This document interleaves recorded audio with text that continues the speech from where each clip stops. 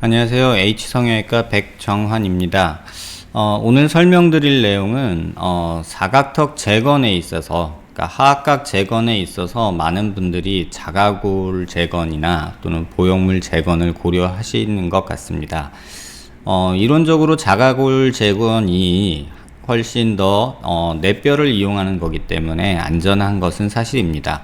또 자가골 재건이 뼈 채취가, 자가골을 채취하는 게 충분하다면 보형물을 사용하는 것보다 훨씬 안전하다고 말씀드릴 수 있습니다. 하지만 교과서적으로 그렇게 안전하고 좋은 방법임에도 불구하고 현실적으로는 충분한 뼈 양을 얻을 곳이 마땅치가 않고, 또 만들어 놓은 그 하악각이나 어떤 재건된 모습에서 뼈 흡수가 어떻게 이루어질지 예측이 안 된다는 단점이 있습니다.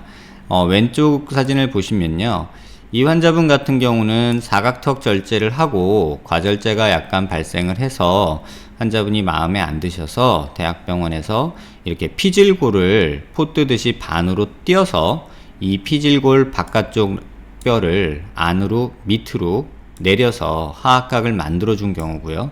그렇게 되면은 요렇게 요 부위를 띄어서 밑으로 내린 건데요, 요렇게 됐을 때 요 부위가 비기 때문에, 또 약해지기 때문에 여기에다가 이제 뭐 하이드록시 아파타이트나 또는 트리칼슘 포스페이트라고 하는 자가골로 치환이 가능한 인공뼈를 이렇게 바르듯이 채워놓은 이런 상태입니다.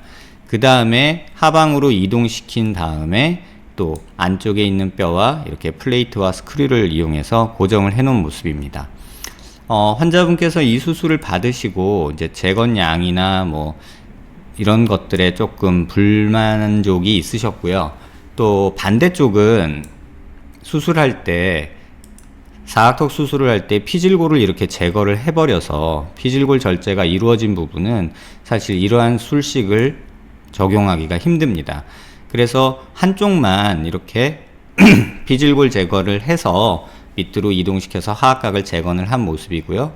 그 다음에 인공뼈 여기다 사용해서 발라준 모습이고요. 그 다음에 그 내려간 뼈를 다시 하악 부위에 이렇게 플레이트를 사용해서 고정한 예입니다. 반대쪽도 하고 싶었지만 이렇게 피질골이 없어서 이렇게 반으로 갈라서 뼈를 이동시켜야 되는 이런 술식은 적용이 안 되기 때문에 한쪽만 미리 수술을 받으신 분입니다. 이 부위를 좀 자세히 보시면, 이렇게 보면 이렇게 포 뜨듯이 반으로 갈라져서 밑으로 내려간 이 피질골이 보이고요. 고정된 스크류 양이 이렇게 보입니다. 또 이 재건 양이 어느 정도인가 보면은 이렇게 보시면 지금 요 부위에서 조금 확대해서 볼까요? 하악각 재건 양이 이게 이제 워낙에 있던 뼈였고요. 여기 보시면 약간 뿌옇게 보이는 요 부위가 재건된 양입니다. 요 양이 길이로 재보면 대충 한 4mm에서 한 5mm 정도 될 거라고 보는데요. 네, 한 4몇 mm, 5mm 좀 안 되는, 한 4.25mm 정도, 6mm, 어쨌든 한 4, 5mm 정도 되는 양만 하악각이 재건이 됐고, 그로 인해서 생긴 거는 플레이트를 2개를 사용했고 스크류를 8개를 사용해서 고정을 했고, 또 이렇게 피질골이 부족한 부분에는 또 인공뼈를 이렇게 발라줘서 이렇게 뼈를 좀 보강해줘야만 했고요. 또 이렇게 반으로 갈린 뼈 사이에는 이렇게 공간이 있게 되는데, 이 공간은 추후 뼈로 조금은 차오를 것이라고 봅니다. 그런데 이런 부위는 뼈가 차오르는 반면에 또 이렇게 만들어진 하악각은 어느 정도 시간이 지나면서 흡수가 일어나지 않을까 조금 우려되는 부분입니다. 그래서 한 3, 4mm 정도 재건을 한다 하면 이런 방법도 충분한 대안이 될 수 있을 듯 합니다. 하지만 제 개인적으로는 3, 4mm 정도를 재건하려고 하악각을 재건을 한다? 이게 외형적으로 과연 변화가 있을까? 굳이 큰 의미가 없지 않을까? 개인적으로는 그렇게 생각하고 있습니다. 아무튼 이 환자분이 그렇게 대학병원에서 수술을 받으신 이후에 이제 제게 오셔서 반대쪽은 보형물을 사용해서 좀 재건을 하고 싶다 이렇게 말씀을 하셨고요.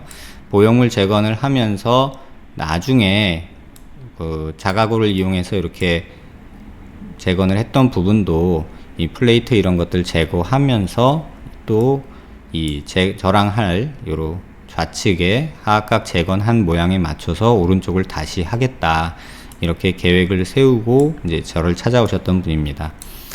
그래서 어쨌든 이쪽은 피질골이 없어서 피질골 재건을 어떻게 할까 말까 고민을 했지만, 환자분이 뭐 갸름하게 정면 효과가 생기는 건 싫다고 하셔서 이 피질골 절제된 거는 그대로 두고 하악각만 약간 만들어 줬습니다. 수술 전에 이제 환자분이 저한테 어떤 모양으로 만들어 달라고 이제 요구를 하셔서, 또 수술 전에 저랑 또 몇 번의 상담을 통해서 어느 정도 만들고 어떤 모양으로 만들지 상의를 했고요. 그래서 만들어진 하악각의 모습입니다.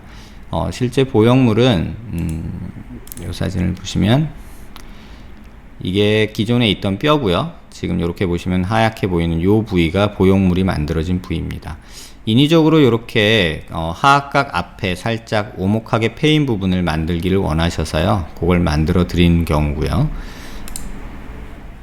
수술 전후 보시면 수술 전에 이런 모습이었고, 정면에서는 거의 차이가 없습니다. 그 다음에 측면에서 봤을 때는 우측은 하악각 재건이 어느 정도 자가골로 돼서 이만큼 만들어져 있지만, 반대쪽 좌측은 재건이 되어 있지 않아서요, 이렇게 보형물을 통해서 하악각을 재건을 해줬고요. 또 측면에서 보시면 피질골 부위는 거의 변함이 없고, 이쪽 부위에 하악각이 이렇게 만들어진 모습이 이쪽 수술 후 모습에서 관찰이 됩니다. 이렇게 밑에서 본 모습에서도 하악각이 어느 정도 만들어졌고, 바깥쪽으로는 나가지 않으면서 하악각이 만들어진 모습을 볼 수 있고요. 과절제가 일어난 부분 전체적으로 해서 여기서부터 여기까지 쭉 뼈가 만들어진 모습을, 여기서부터 여기까지 만들어진 모습을 볼 수 있고요. 반대쪽 자가골로 이렇게 재건한 부위는 사실 요 두께가 상당히 얇습니다. 이렇게 풀 두께로 한 1cm 정도 가까이 되는 두께로 하악각이 위치하는 게 아니라 반으로 가른 뼈이기 때문에 또 안쪽으로 약간 말리는 경향도 있고요. 또 이게 또 끝에서 흡수가 될 가능성이 많기 때문에 수술한 후에 한 1년 정도 지켜보면 최종적인 결과가 어떻게 나올지 이제 저도 궁금한 부분이긴 합니다. 근데 실제 지금 재건된 양도 한 4, 5mm에 불과하고, 반대쪽에 환자분이 원하는 양은 한 7mm 정도 됐던 것으로 기억이 됩니다. 이렇게 보시면 자가골로 재건한 모습은 이렇게 지금 요렇게 붙어 있던 뼈를 반으로 포 뜨듯이 떠서 아래 방향으로 이동을 시킨 겁니다. 그래서 보면 여기가 이렇게 뼈가 좀 비어 있게 되는데요. 이 부분은 지금 하이드록시 아파타이트나 뭐 TCP 같은 인공뼈로 지금 발라져서 메꿔져 있는데, 이 후방 쪽에서는 벌써 조금씩 흡수가 일어나고 여기는 조금 뼈가 채워진 듯한 느낌이 들고요. 앞에도 이 하이드록시 아파타이트나 뭐 TCP 같은 인공뼈 종류가 이렇게 조금 흡수된 모습이 관찰이 됩니다. 그래서 이 사진은 수술 전후에 이렇게 우측과 좌측을 보여드리는 모습인데요. 이렇게 보면 이 사이에 포 뜨듯이 한 포를 뜨기 때문에 가운데 이렇게 빈 공간이 존재한다는 걸 보여드리는 거고요. 또 이 하악각 두께가 실제로 이 두께밖에 안 되기 때문에 어느 정도 시간이 지나면서 흡수가 되지 않을까 하는 우려가 있습니다. 그 다음에 이 사진은 조금 자세히 크게 보기 위해서 이게 하악각이 재건된 양입니다. 이게 인공뼈로 재건한 우측의 모습인데요. 워낙에 이렇게 과절제 되어 있던 하악각을 요만큼 재건이 됐다는 뜻입니다. 길이로 재봤을 때는 한 4.27mm 정도 이렇게 되는 양이었고요. 그 다음에 여기는 플레이트 고정된 사진입니다. 환자분이 많이 이런 부분에 있어서 고민이 있으셔서 사실 수술 전에 저한테 반대쪽 좌측은 이런 모양으로 재건을 해달라고 요구를 하셨습니다. 그래서 간혹 드물게 동양인에서 보이는 이렇게 하악각 앞에 이렇게 오목하게 되어 있는 부위를 꼭 만들기를 원하셔서 환자분이 이건 그려주신 내용입니다. 이렇게 그려주셔서 실제로 수술도 이렇게 만들어서 수술을 해드린 경우입니다. 많은 논란이 있죠. 하악각을 재건하는 데 있어서, 어또는 광대 재건을 하는 데 있어서 뭐 자가뼈가 좋으냐, 인공뼈가 좋으냐, 뭐 보형물이 어떻다, 여러 논란이 있을 수 있다고 생각합니다. 하지만 저 역시도 자가골 수술이 자가골을 이용한 재건이 성형외과 교과서적으로도 원칙이고 가장 오래 시행되어 왔던 것이면 틀림이 없습니다. 그거는 누구도 이의를 달 수 없을 것이고요. 하지만 현실적으로 자가골 채취가 그렇게 편안하지 않고 또 이렇게 많이 채취를 하게 됐을 때는 채취한 부위에 결손이 또 생기기 때문에 또 2차적인 문제를 발생시키게 됩니다. 또 이식을 해 놨을 때 그 고정하기 위해서 삽입되는 플레이트나 어떤 금속 양도 사실은 무시할 양은 아니라고 생각을 하고요. 더 우려되는 것은 이식된 볼편이 그대로 제대로 모양을 형태를 유지하면서 볼륨을 가지고 있는 것이 아니라 흡수가 되면서 길이가 줄어든다거나 또는 얇아진다거나 또는 이렇게 조금 뜬 모습, 울퉁불퉁한 모습이 만들어질 수 있기 때문에 미용 목적의 어떤 재건 수술에서는 자가골 재건이 그렇게 만족스러운 결과를 보이지 못한다고 저는 개인적으로 느꼈고요. 그런 면에서 조금 안전하게 사용할 수 있는 보형물이 있다면 또 내가 원하는 만큼 그 사이즈와 모양, 형태를 만들 수 있다면 좋지 않을까 해서 시작한 일이 이제 3D 프린터를 이용한 보형물 제작입니다. 지금은 뭐 본시멘트를 사용하고 있지만 또 티타늄도 조만간에 가능해질 거지만 또 다른 재료들 뭐 피크니 또는 뭐 하이드록시 아파타이트니 뭐 트리칼슘 포스페이트라든지 아니면 또 여러 다른 바이오 폴리머라든지 여러 종류의 재료들이 이러한 보형물 재료로 아마 최근 몇 년간 굉장히 개발이 많이 되고 있고요. 아마 가까운 시일 내에 이러한 다양한 재료들이 어떤 인공 보형물 종류로 또는 자가골로 치환이 되거나 또는 자가골과 완전히 접합이 이루어지는 오스테오 컨덕션, 인덕션이 이루어지는 이런 재료들이 만들어질 수 있을 거라고 생각됩니다. 그래서 기술이 가져다주는 어떤 이점으로 기존에 가져왔던 어떤 자가골을 이용한 보형물 또는 자가골 이식을 통한 재건의 한계점을 조만간에는 좀 더 나이스하게 극복할 수 있지 않을까 이렇게 생각이 됩니다. 그래서 자가골 재건과 뭐 보형물 재건에 대해서 많은 생각들이 있고 의사 선생님들마다도 많은 생각들이 있고 의견이 있을 수 있습니다.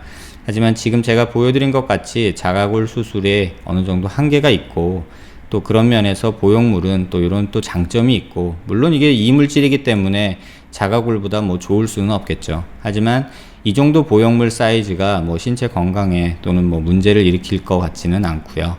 그런 확신을 가지고 시행하고 있는 수술입니다. 그래서 어떤 말이 절대적으로 옳다 이런 것은 없다고 생각됩니다. 다만 그 환자의 상황에 맞게 자가골이 간단하게 좋을 때는 자가골로 선택할 수 있는 거고요. 그렇지 않고 보형물이 조금 더 간편하고 안전하겠다 싶은 경우에는 오히려 이 보형물이 더 나은 결과를 보이기도 합니다. 이런 부분에 있어서 환자분들이 너무 이분법적인 사고를 가지고 계신 것 같습니다. 뭐 자가골이 안전하다, 보형물은 위험하다, 뭐 이런 식으로 아주 단편적으로 생각하시는 것 같은데요. 그러지 마시고 환자분 상황, 또 뼈 상태에 맞는 적절한 수술 방법을 전문의 선생님과 상의하시길 권해드립니다.